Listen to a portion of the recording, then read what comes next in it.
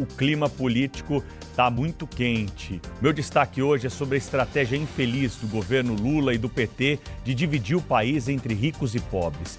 Peças publicitárias inundaram a internet para espalhar a ideia de justiça social. O ministro da Fazenda tem falado nos últimos dias sobre a cobertura, pagar mais imposto. O presidente Lula ontem levantou uma placa defendendo taxação dos super ricos. Na verdade, tudo isso decorre da falta de controle da área econômica do governo. Vamos lembrar aqui, no começo do ano, o clima era de comemoração do superávit.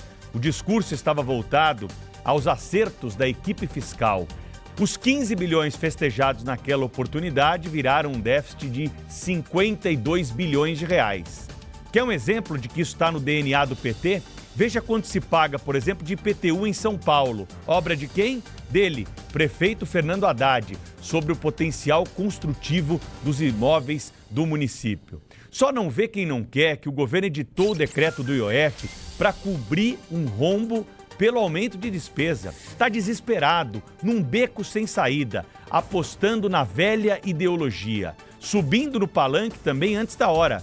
Estamos há mais de um ano do período eleitoral de 2026. E por falar em período eleitoral, eleitores pobres, segundo institutos de pesquisa, valorizam hoje o empreendedorismo e também querem uma ascensão social.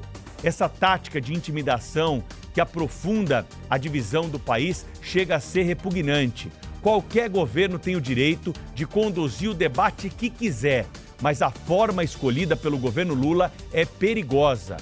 E não se pode abrir mão do Congresso Nacional. É uma peça fundamental da democracia. Isso também vale para o Supremo Tribunal Federal. Por mais críticas que sejam feitas, não se pode, claro, querer de alguma forma colocar o Supremo contra a sociedade. Essas táticas, elas não são táticas leais para um jogo democrático. Essa história de tentar jogar os congressistas contra a opinião pública já foi tentada no passado e nunca funcionou. Ontem, o ministro da Fazenda, Fernando Haddad, voltou a tratar do tema do IOF.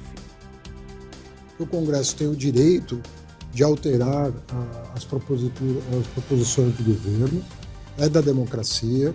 Nunca uma lei enviada pela área econômica saiu do jeito que entrou. A oposição rebateu. O deputado Ciro Nogueira falou sobre o clima no Congresso Nacional depois que o governo resolveu, pela AGU, ir ao Supremo Tribunal Federal contra a derrubada do decreto. Tenho certeza que as pessoas que estão aconselhando o presidente, eu espero que revejam esse tipo de posicionamento, porque o Congresso não vai recuar. Senador Ciro Nogueira, ouvimos aí, falando pela oposição sobre o clima que temos na oposição no Congresso e uma maioria muito esmagadora que votou tanto na Câmara quanto no Senado, apesar da votação ter sido simbólica no Senado, o clima foi esse relatado pelo senador Ciro Nogueira. Ou seja, meus amigos, o resumo da ópera é que esse governo chamado de Lula 3 está mais para Dilma 3. Sônia Blota está em Paris com